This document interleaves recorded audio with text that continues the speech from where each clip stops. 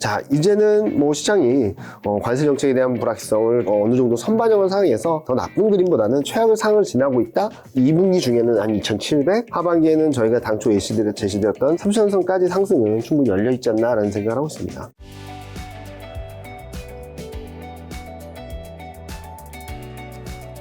오랜만에 부장님 오셨는데 오늘 패션 스타일은 트럼프 스타일인가요? 약간 트럼프 스타일에 뭔가 빨간색 모자 쓰고 있으면 되게 잘 어울릴 것 같은. 아, 제발 좀 조용히. 시장이 참 그러더라고요. 누가 코스피 아니 미국 증시 올랐어 그랬더니 트럼프가 조용해서 이럴 정도로 트럼프 발언 하나하나에 너무 시장이 예민하게 반응을 하고 있어서 좀 어렵긴 한데 그런 것들을 어떻게 봐야 될지 좀 말씀드릴게요. 알겠습니다. 오늘 제목이 트럼프 2.0 대 펀더멘탈 주제입니다. 시작해 보도록 하겠습니다. 올해 1월에 출연하신 후에 벌써 3개월 정도 지났는데요. 그동안 많은 변화가 있었는데 그때는 상고하죠. 상반기가 높고 하반기가 좀 떨어진 거 말씀하셨는데 트럼프가 이제 임기 시작하고 코멘트를 너무 많이 날려서 그림도 많이 달라질 것 같습니다. 기존 전망에서 변화 있으실까요? 변화가 있을 수밖에 없죠. 근데 저희가 생각했던 상고하죠. 그러니까 상반기에는 일단 기본적으로 미국 이외의 지역들이 경기가 좋다라고 생각을 했어요. 최근 보면은 OECD 경기 선행 지수도 중국, 유럽 뭐 좋아지는 그림이고, 그래서 저희는 상반기에 좋고 하반기는 저희가 예상했을 때는 보통 대통령이 취임하면 허니문 기간이라는 게 있잖아요. 두세 달 정도. 그래서 트럼프가 취임한 뒤에 관세 정책은 한 4, 5월 달부터 본격화돼서 하반기에 좀 불안하지 않을까라는 생각을 했었는데 너무 빨리 왔죠. 취임식부터 난리가 났었죠. 그래서 저희가 예상했던 그러니까 하반기 조정이 좀 앞당겨져서 왔고 그로 인해서 오히려 중기 조정이 마무리됨으로써 시장은 좀 더 긍정적인 그림들을 보여줄 수 있지 않을까? 그리고 또 한편으로는 트럼프 관세 정책이 좀 빨라짐으로 인해서 또 생각해봐야 될 것은 미국 또 뿐만 아니라 중국하고 유럽까지도 경기 부양, 금리 인하. 오늘 전해진 소식도 중앙정책회의가 있었는데 경기 부양 드라이브를 또 얘기를 하고 있거든요, 중국이. 이런 것들이 반대급부라고 할 수 있겠죠. 트럼프가 강하게 나오는 만큼 다른 나라들의 경기 부양 정책 좀 세게 나오고 있기 때문에 저희는 좀 긍정적으로 바라보고 있고, 그리고 또 하나는 한국 같은 경우는 정책 리스크가 또 되게 오래 갔잖아요. 장기화되면서 거기에 따른 눌림이 있었는데 그런 것들도 어느 정도 해소되는 국면으로 들어가면서 아마 지금보다는 좀 더 높은 레벨, 그리고 코스피가 일시적이긴 했지만 2,300을 깨기도 했지만 빠르게 2,550을 회복했거든요, 오늘. 그런 것들을 전부 감안해서 본다면 단기적으로는 뭐 2분기 중에는 한 2,700, 하반기에는 저희가 당초 제시되었던 3,000선까지 상승은 충분히 열려있지 않나라는 생각을 하고 있습니다. 자, 지금 큰 흐름을 뒤흔든 게 트럼프라고 하셨는데 1기와 달리 지금 2기죠. 정권 초반부터 관세 정책 세게 밀어붙이는 이유는 뭘까요? 트럼프 1기 때는 지금과 반대로 했어요. 2017년에는 감세하고 규제 완화하고 경기 부양 쪽에 초점을 맞췄다가 2018년 들어서 관세 정책을 좀 세게 갔거든요. 대중국 관세를. 그러고선 2018년 중간선거에 졌죠. 그러니까 트럼프가 이걸 바꿔야겠다라고 생각한 것 같아요. 또 하나는 그때랑 다르게 지금은 재정이 넉넉치가 않거든요. 그래서 관세를 통해서 재정도 마련하고, 여기 보시는 것처럼 도지 프로그램을 통해서 재정을 효율화해서 재정을 좀 확보하겠다. 그런 다음에 세금 감세한도 연장하고 세금 공제 지원금도 지급하고 이런 것들을 통해서 경기가 좀 불안해지면 금리 인하까지 할 수 있고, 그리고 이제 내년 들어서는 이제 소득세, 법인세 감면까지 하는 경기 부양 드라이브. 그러니까 초반에는 경기에 좀 부담이 될 수는 있겠지만 그래도 재정을 확보하는 쪽에 좀 초점이 맞춰져 있고, 그리고 후반부 내년에는 경기 부양 드라이브를 걸어서 2026년 11월에 있는 중간선거에서 이기겠다라는 게 트럼프의 목표라고 생각하고 있어요. 그래서 지금 현재 시점에서는 이런 그림들을 큰 틀을 놓고 가는데, 문제는 너무 속도가 빨랐어요. 너무 속도가 빨랐는데 어느 정도로 빨랐냐면 요 위에 그림이 트럼프 1기 때 관세 정책이거든요. 2018년 1월 달부터 부품 관세, 품목 관세를 하면서 관세 전쟁을 시작을 알렸고, 2018년 6월 달에는 대중국 관세를 했고, 그리고 9월 달에는 3차 관세를 발표했고, 그러다가 시장이 충격받고 그러니까 90일 유예를 했던 거죠. 자, 이 흐름을 보면 약 1년 정도가 걸렸어요. 그러니까 품목 관세를 시작해서 90일 유예까지 1년 정도 시간이 걸렸는데, 이번에는 2월 1일 날 관세를 발표시켜서 난리가 나서 4월 9일 날 상호 관세 유예를 했잖아요. 그러니까 1기 때는 12개월 동안 있었던 일들이 지금 2달 만에 압축적으로 일어났다고 생각하시면 될 것 같죠. 그러니까 속도가 6배가 늘어난 거예요. 그래서 좀 충격이 컸긴 했지만, 자, 이때도 보시면은 90일 유예한 이후에는 뭐 수출금지 유예, 무역협정 하면서 시장은 좀 안정을 찾아갔는데, 자, 이제는 뭐 시장이 관세 정책에 대한 불확실성을 어느 정도 선반영한 상황에서 더 나쁜 그림보다는 최악의 상황을 지나고 있다 정도로 해석할 수 있을 것 같습니다. 자, 근데 트럼프가 고강도 관세 정책 압박에서 요즘에 좀 한 발 물러서고 있는 듯한 액션을 취하고 있습니다. 뭐 심리적으로 뭔가 변화가 있는 걸까요? 일단은 뭐 여기 보시면은 진짜 4월 2일만 하더라도 난리가 났었어요.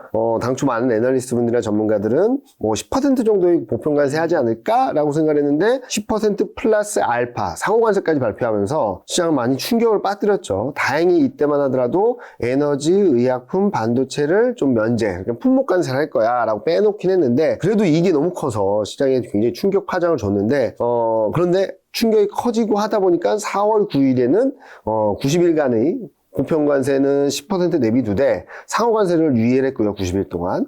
그리고 또 특징적이었던 게 4월 11일 날 스마트폰, 컴퓨터, 디스플레이 같이 IT 기기는 품목관세를 할 거니까 이건 빼놓자라고 했거든요. 그리고 14일에는 자동차 회사들이 워낙 아우성을 치니까 방안을 찾고 있다라고 얘기를 하고 있어요. 자, 그러면은 이런 그림들을 봤을 때 지금 현재 시점에서는 트럼프가 4월 2일 날 뭐 굉장히 센 정책을 발언하면서 시장에 후폭풍을 불러일으켰다면 9일부터는 한 발 물러서고 있거든요. 왜 그런 것들을 좀 몇 가지 짚어드리면은 일단은 지지율이 막 떨어지고 있어요. 여기 보시면 깜정색이 트럼프 직무 수행에 지지한다 라는 비율이고요. 빨간색이 지지하지 않는다 라는 비율인데 트럼프 임기 초반 하더라도 취임할 때만 하더라도 44대 50 정도가 됐어요. 근데 지금 거꾸로 지금 46 찬성이 46, 반대가 51.6이에요. 그리고 특히 여기 밑에 보시면 경제, 외교, 물가에 대해서 반대 비율이 엄청 높아요. 그리고 앞서 말씀드렸던 것 중에 하나가 트럼프가 이런 정책을 펼치는 이유는 궁극적으로 내년 11월에 있는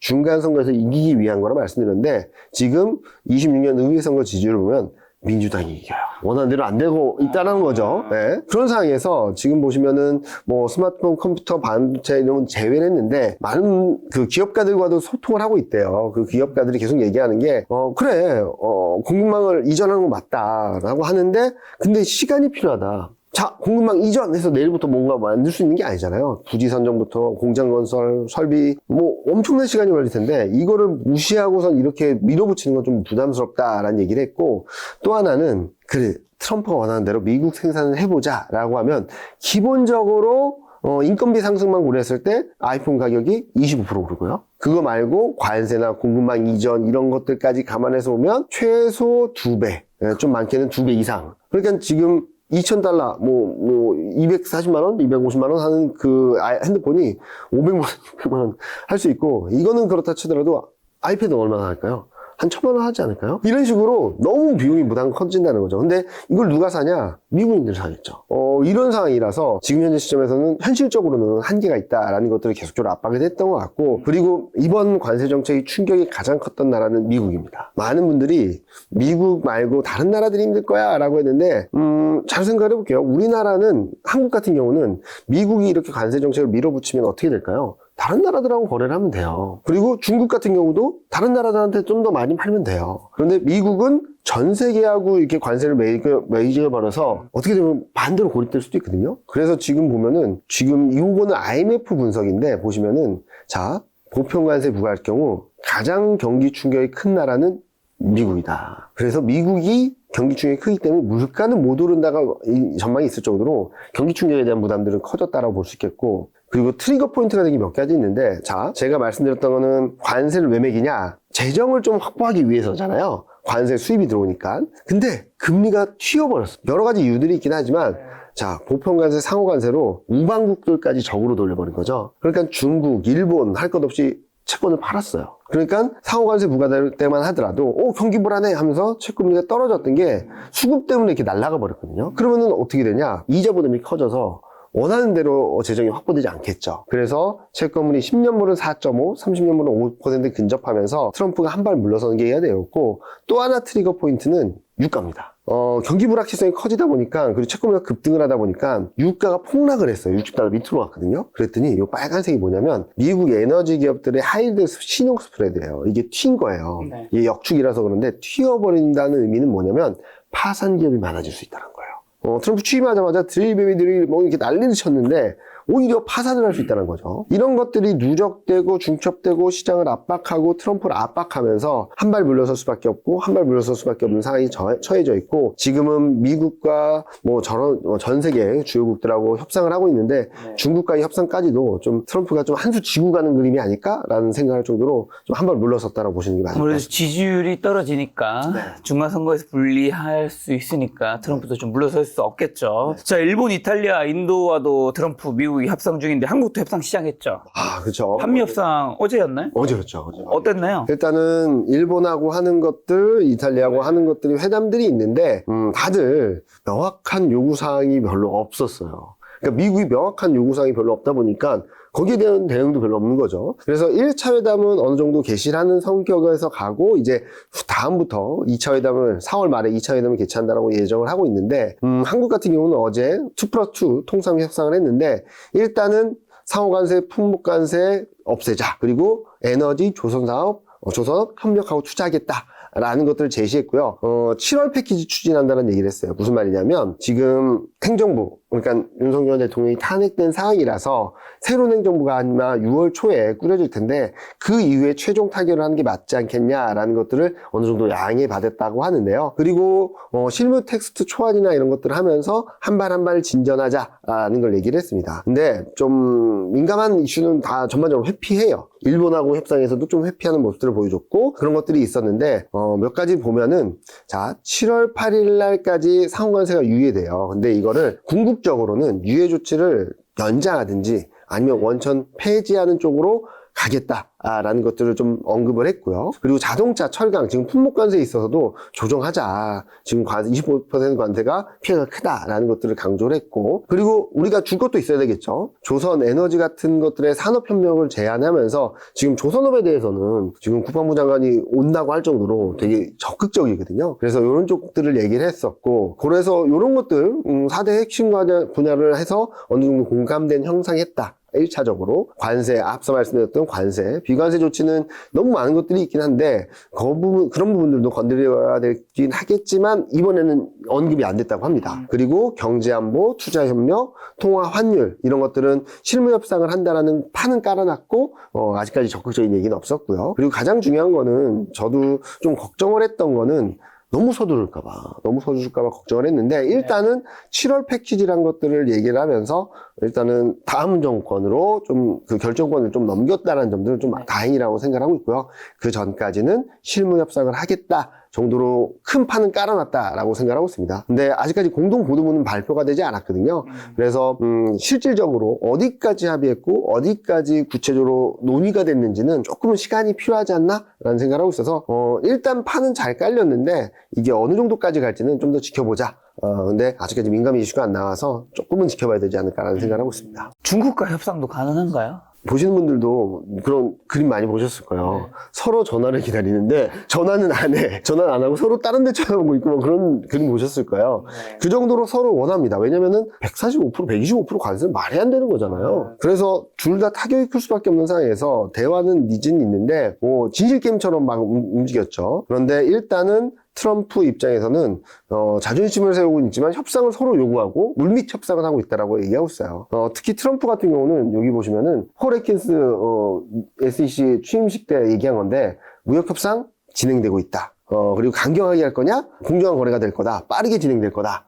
그리고 금수 조치 수준인데 여기서 중요했던 게 결국 관세는 훨씬 낮은 수준으로 내려갈 거다. 0%는 아니겠지만 이런 얘기를 했고, 이런 얘기 나온 다음에 또 백악관이랑 스쿠프 에센트 발언이 다르고 막 난리를 치다가 어제는 좀 어느 정도 정리되는 분위기를 보여줬고, 그리고 중국도 우리 무역 협상 안 한다 라고 했는데 오늘 또 전해진 소식으로는 실질적으로 실무진들이 미국으로 가기도 하고 했다라는 것들이 전해졌고, 이건 아직까지 미확인 소식이긴 한데 중국도 대미국 관세를 0으로 놓고 이제 원점에서 시작하자라는 소식들이 전해질 정도로 어느 정도 물밑 협상은 진행되고 있다 정도로 보시면 될 것 같아요. 그래서 트럼프가 2, 3주 내에 협상이 완료될 거라고 얘기를 했는데 아마 그 시점 좀 가까워지고 있다 라고 보고 있고, 너무 걱정하지 말자 라는 말씀을 좀 드리고 있습니다. 앞으로 반도체 바이오 등 품목 강세 예고되어 있는데 이 부분은요? 많이들 걱정하시더라고요. 왜냐면은 철강, 알루미늄 막 관세 부과했으니까 반도체하고 바이오도 이제 압박해서 막 이렇게 문제가 생기는 거 아니냐 걱정하실 텐데,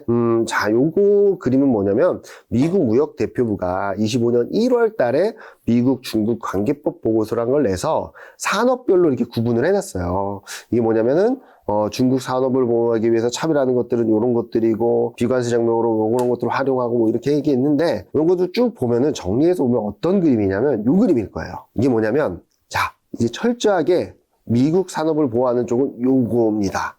이거는 관세를 부과할 거예요. 철강 알루미늄 했고 자동차 했고 자율주행은 지금 규제 완화를 하고 있고 자, 이제 관건이 되는 게 요 카테고리잖아요. 요 카테고리는 뭐냐면 중국의 의존도가 너무 높은 거예요. 바이오도 지금 30%를 중국에서 생산할 정도로 굉장히 의존도가 높고 반도체도 의존도가 높고 배터리는 소재 쪽도 중국 의존도가 너무 높아요.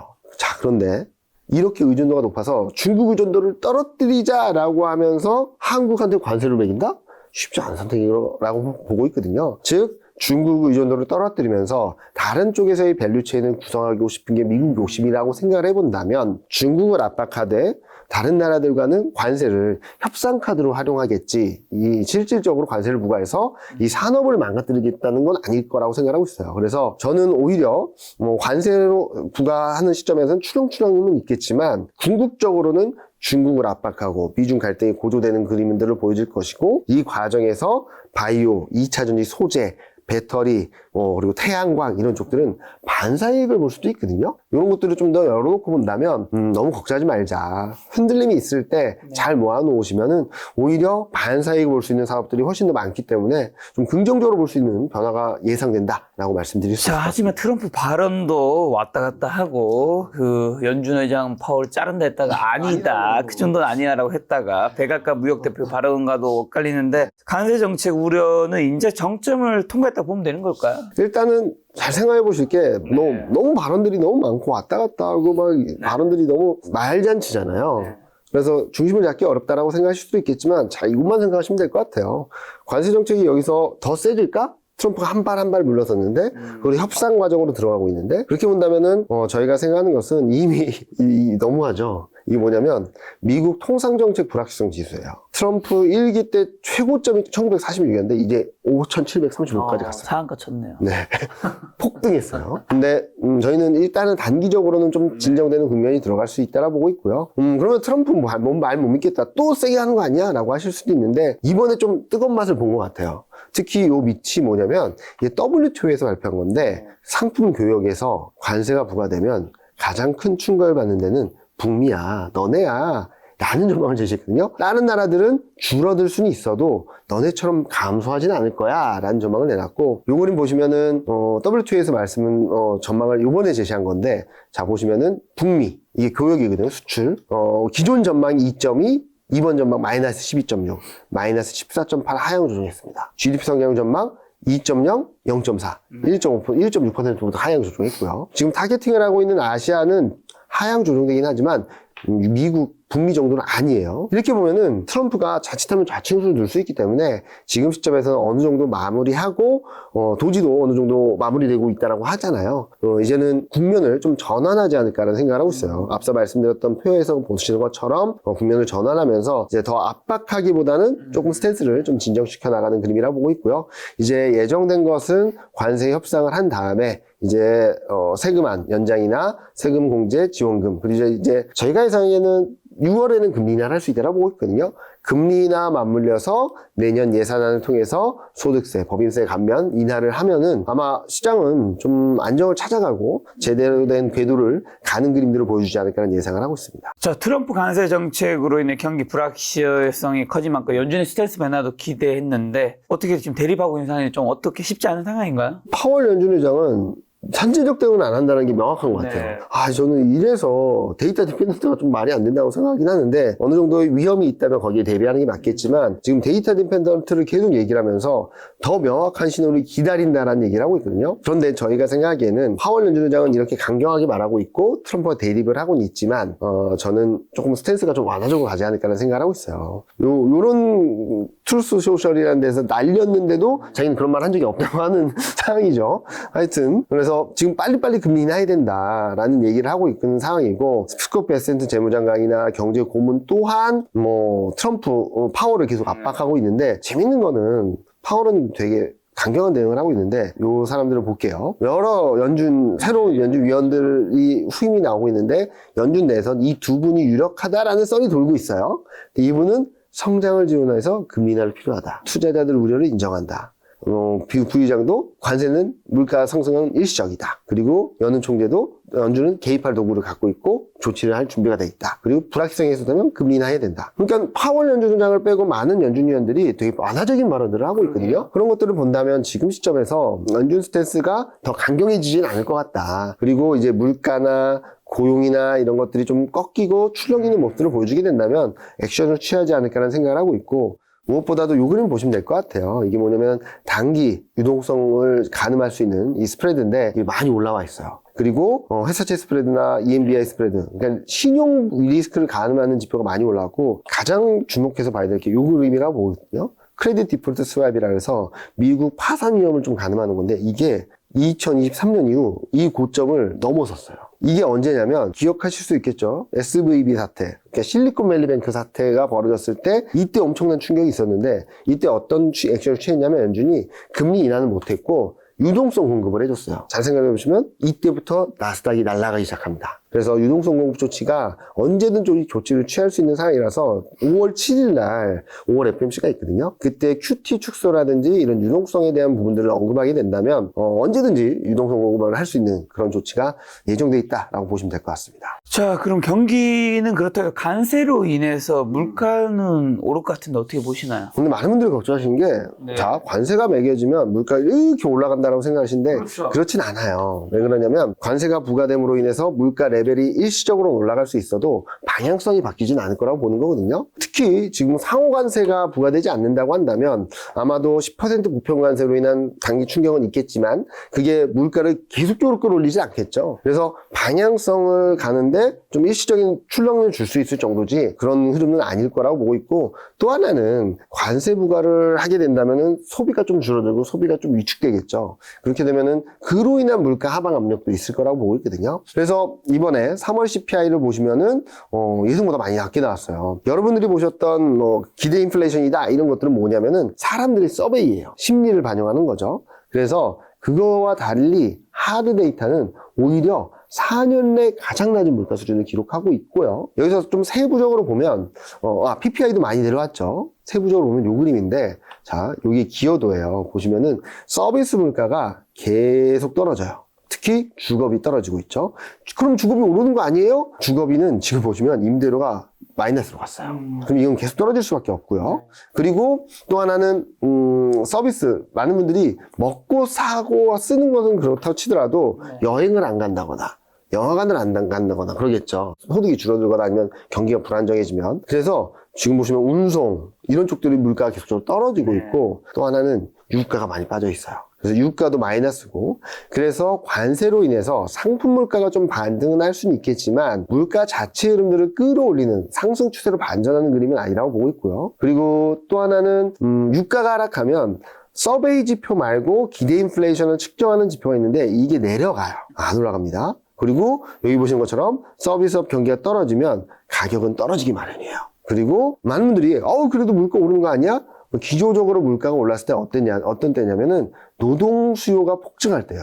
그러니까 인건비가 상승하면 구조적으로 올라갈 수밖에 없는데 지금 인건비는 꾸준히 내려가고 있습니다. 이런 흐름들을 봤을 때 전반적으로 물가는 둔화되는 사이클이 맞는데 여기서 관세로 인한 등락은 있을 수 있다 정도로 봐야지 저희는 그렇게 보지 않고 있고, 또 하나 경기가 좀 더 불안정해지게 된다면 연준도 금리 인하에 나설 수밖에 없고, 이거를 미루고 한다면은 궁극적으로는 저희는 만약에 6월 달에 금리 인하 안 하면 7월이나 이럴 때 피컷할 수도 있다고 생각하고 있어서 금리 인하 사이클은 재개될 수 있다라는 전망을 드리고 있습니다. 자, 최근 글로벌 금융시장 뒤흔든 것이 채권 금리인데, 그러면 채권 금리는 내려갈 수 있나요? 많은 분들이 저는 금리 내려갑니다 라고 말씀드리고 있는데, 에이 그게 쉽겠어? 왜냐면은 금리 인하 기대를 많이 하고 있으니까. 이미 금리 인하 기대를 많이 하고 있는데 어떻게 내려가니? 라고 하실 수 있는데요. 저희는 최근 4.6, 4.7 왔다 갔다 하더니 쭉 빠져서 4 깨려고 하다가 4.5까지 반등을 했거든요.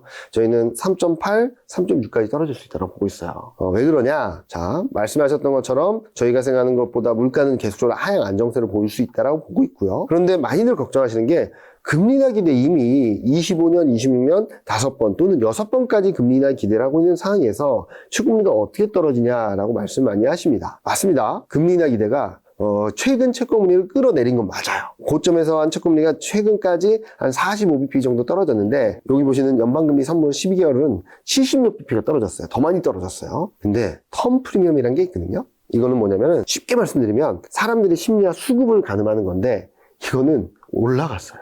왜냐면은 지금 관세 정책에 대한 불안감들 그리고 야 여기저기서 채권을 팔아 수급이 악화되는 것들 그러니까 주식시장이 빠질 때 악재가 악재를 불러일으키면서 시장 심리가 위축되는 것처럼 채권금리는 쭉 빠졌다 반등한 정도인데 지금 텀 프리미엄이라는 심리와 수급을 가능한 건 고점을 뚫어버렸거든요.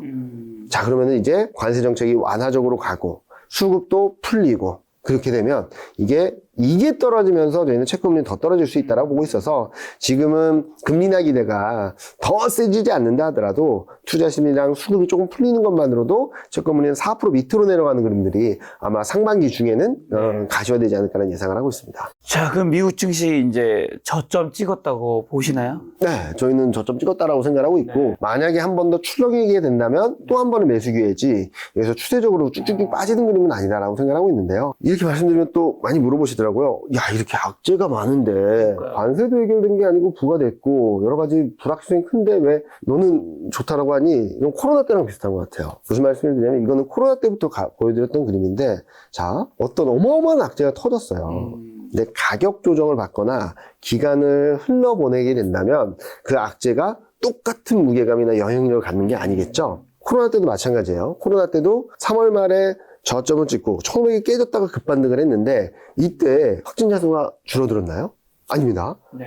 계속 늘었어요. 경제 전망은 계속 하향 조정이었고 이익 전망도 계속 하향 조정이었어요. 근데 왜 반등을 했냐? 여기 이 그림으로 보여드리면 코로나19라는 어마어마한 악재가 셧다운되는 악재가 빵 터졌는데 그래서 가격이 어마어마하게 폭락을 했죠. 그래서 3월을 지나면서 그 무게감이 줄어든 거예요. 여기 반대로 이 코로나19 상황이 벌어졌을 때 여러 가지 금리나 주동성 공급, 재정 지원, 헬리콥터 머니 이런 것들이 누적되면서 3월 말의 기점으로 가격 조정을 받은 만큼 악재, 코로나라는 악재의 영향력이 줄어들었고 반대로 그동안 급락을 하는 동안 무시됐던 긍정적인 변화들이 누적되면서 무게감이 역전됐다라고 보는 거거든요. 지금도 비슷한 거죠. 관세라는 정책이 세게 들어와서 급락을 했습니다. 그러면은 그 영향력은 좀 줄어들었을 거고 오히려 최근에는 트럼프가 한 발 한 발 물러서면서 당초에 있었던 무게감보다는 더 줄어들었죠. 반면에 긍정적인 변화들, 미국도 금리 인하하는 거 아니냐라는 기대, 두 번째로 중국 경기 회복에 대한 기대, 그리고 중국 경기 드라이브,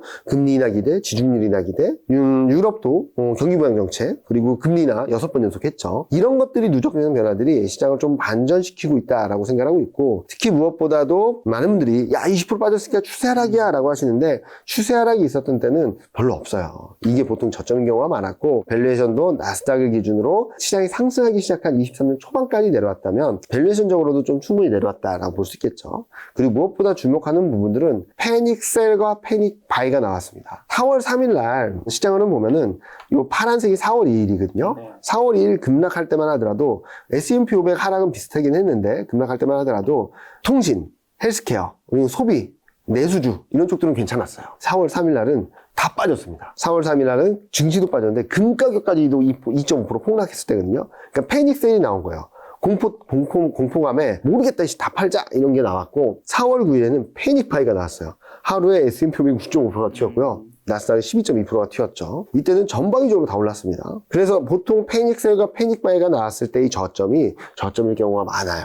그리고 보시는 바와 같이 지금 심리는 완전 바닥이었고요. 심리는 바닥을 통과했고 여기 보시면은 심리도 피어 앤 그리드 인덱스도 바닥을 통과했고 그리고 지금 피어 앤 그리드 인덱스 매크로 리스크 인덱스 또한 최정점을 찍어서 꺾였거든요. 단기 지표는 많이 꺾여 내려와서 어느 정도 리스크 온 시그널이 진행되고 있고 지금 중기 지표도 떨어지고 있어서 중기 상승세도 충분히 가능한 시그널들이 나오고 있다. 빅스도 52% 찍고 쭉 내려오고 있는 그림이라서 전반적으로 최악의 투자 심리 통과했고 리스크 오프 시그널도 정점을 통과해서 리스크 온 변동성도 완화 국면으로 진입하고 있다. 라고 생각하고 있거든요. 그래서 과거 앞서 보여드렸던 매크로 리스크 인덱스가 그 정도까지 올라갔을 때 향후로는 어떻나 보면은 이 파란색이 평균인데 급락한 거에 한 절반 정도는 되돌렸거든요. 한 두세 달 동안. 그리고 빅스가 45% 넘었을 때 보면 금융위기 때랑 코로나 때를 빼면은 평균적으로 6개월 정도 시계를 두고 17% 정도 올랐어요. 보시면은 한 6개월에서 1년 정도 시계를 두고 전고점을 가는 그림들을 보여줬죠. 그래서 저희가 생각하기에는 지금 여기 보시면은 중요한 지지선에서 바닥을 잡아서 S&P 500은 되돌림, 절반 정도 되돌림 수준이고 주간 차트상 중요 이동평균선이 몰려있고 일간 차트상으로도 200일 이동평균선이 있는 한 5,700선까지 반등했다가 좀 쉬는 그림이 나왔다가 연말로 가면서 다시 역사적 고점을 넘어서는 그림이 나오지 않을까 하는 생각을 하고 있고요. 나스닥 또한 중요 지지선에서 바닥을 잡아서 반등을 하고 있는데 여기 보시는 것처럼 중요 이동평균선들이 몰려있고 200일 이동평균선 위치에 있는 18,500선 전후까지 반등이 나왔다가 좀 쉬었다가 연말에는 좀 역사적 고점을 돌파 시도하는 그림들을 보여줄 것으로 보고 있어서 일단은 S&P 500은 5,700, 나스닥은 18,500까지는 반등을 열어놓자라는 정도로 말씀을 드리고 있습니다. 자, 그러면 처음에 말씀해 주셨던 긍정의 변화들은 중국과 유럽에서도 보여지나요? 많은 분들이 중국, 유럽 안 좋다라고 생각을 하실 수도 있는데 일단 몇 가지만 보여드리면 자, 이게 중국 GDP 성장률이거든요. 이번 1분기 GDP 성장률이 5.4 나왔습니다. 믿을 수 없다는 얘기가 많던데. 믿어야겠죠. 믿을 수 없다라고 하면은, 할 말이 없죠. 일단은 정책 때문에 워낙 세게 들어와서 그렇거든요. 여기 보시면 소비가, 지난 분기 4분기에 1.6이었는데 2.8로 확대됐고, 여기 보시면 소매 판매도 예상보다 좀 세게 나왔고, 산업 생산도 세게 나왔어요. 자, 이런 상황에서 앞서도 잠깐 말씀드렸듯이 중앙정치국 회의에서 경기부양 드라이브를 걸겠다. 지준율이나 적절할 때 인하하자라는 얘기를 하고 있는데 저는 이런 임팩트들이 좀 있을 거라고 생각하고 있고요. 여기 보시면 이구환신 보조금 규모가 작년 대비 2배예요. 3천억 위안인데 GDP 성장률 대비 비중을 보면 금융위기 때보다 많아요. 굉장히 센 드라이브거든요. 그리고 이구환신 프로젝트가 올해부터 왜 이렇게 효과를 내냐면은 첫 번째로는 그동안의 이구환신은 자동차, 가전, 가구에만 줬어요. 근데 올해 초부터 IT 기기에 주기 시작했고 이거를 좀 더 확대하려는 모습들을 보여주고 있거든요. 그러니까 영화, 공연, 여행 이런 데도 주자라는 얘기 나올 정도로 정책 드라이브가 좀 세게 들어오고 있고 지준율이나면 되게 셀 것 같아요. 왜냐면 많은 분들이 미국하고 유럽 중앙은행을 보고 있는데 중국 중앙은행이 갖고 있는 규모 자체가 금액 자체가 페드랑 ECB가 갖고 있는 것보다 둘 합친 것보다 많아요. 그러면은 금리 인하거나 지준율이 인하면은 그 유동성 레버리지 훨씬 더 크겠죠. 이런 것들이 좀 예상되고 있고 그래서 저는 중국 증시는 올해 안에 4,000선 그리고 홍콩 HG에서 10,000선을 넘어서는 그림이 나오지 않을까 하는 생각을 하고 있고요. 그리고 또 이렇게 된다면 중국이 좀 회복되게 되면 유럽도 좀 숨통이 트이겠죠. 전에도 보여드렸던 그림인데 유럽의 대중국 수출입 비중이 많이 높아져서 의존도가 높아져서 유럽이 힘든데 중국이 살아나면 유럽도 좀 살아나는 그림을 보여줄 것이고 실질적으로 유럽은 6번 연속 금리 인하했습니다. 6번 연속. 왜냐면은 재정 확대할 여력이 많지 않다라고 하면서 금리 인하에 좀 굉장히 빠르게 가져가고 있는데 자 이번에도 라가르드 총재가 덜 제약적이라는 문구를 삭제하고 그리고 경기에 대한 성장의 하방 위험이 커지고 있다. 인플레이션 평가는 좀 보류하겠다라는 얘기를 하면서 또 금리 인하 6월 달에도 금리 인하할 수 있어요 라는 시그널을 던져줬거든요. 그런 것들이 나오고 있어서